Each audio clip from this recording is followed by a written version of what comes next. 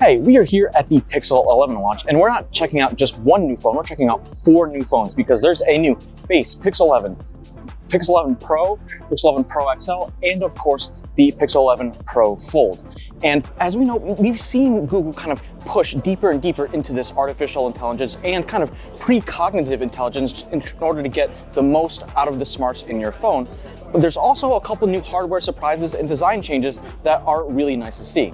So let's go check them out. As before, the general setup of Google's new flagship smartphone family is staying pretty much the same.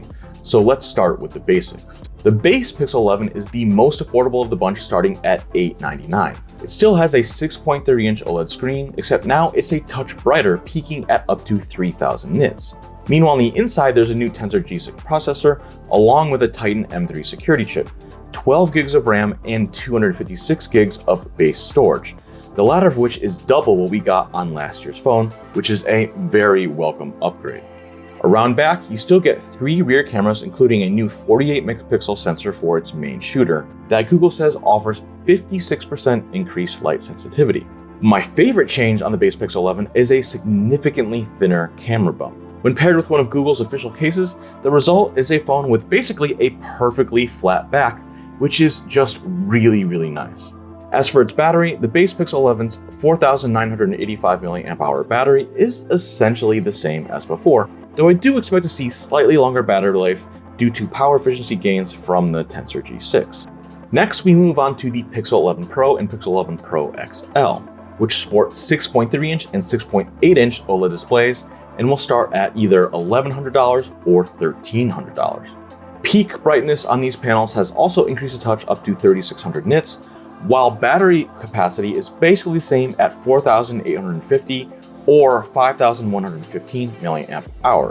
Photography on the Pixel 11 Pros has gotten a sizable upgrade, with both phones getting a fresh 50 megapixel main sensor and a new 48 megapixel telephoto sensor, with the ultra-wide staying the same at 48 megapixels.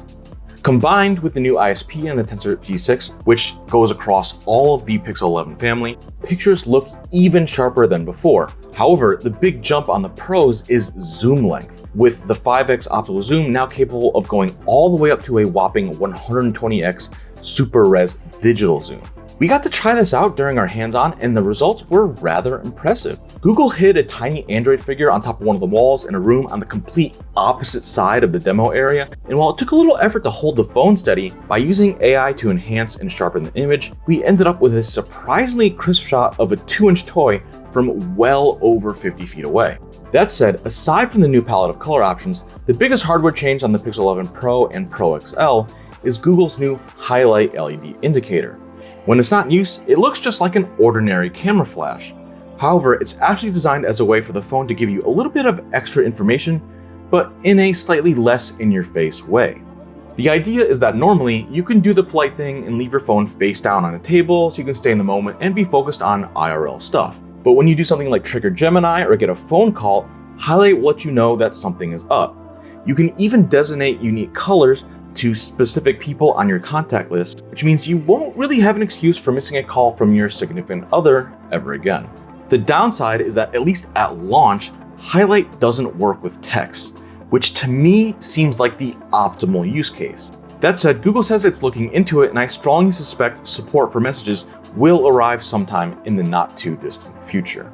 Finally, sitting at the top of the line is the Pixel 11 Pro Fold, which will start at $1,900. Google says it's 10% lighter than before, while also sporting the thinnest bezels of any Pixel Fold to date, plus the same class-leading IP68 rating for dust and water resistance we got on last year's phone.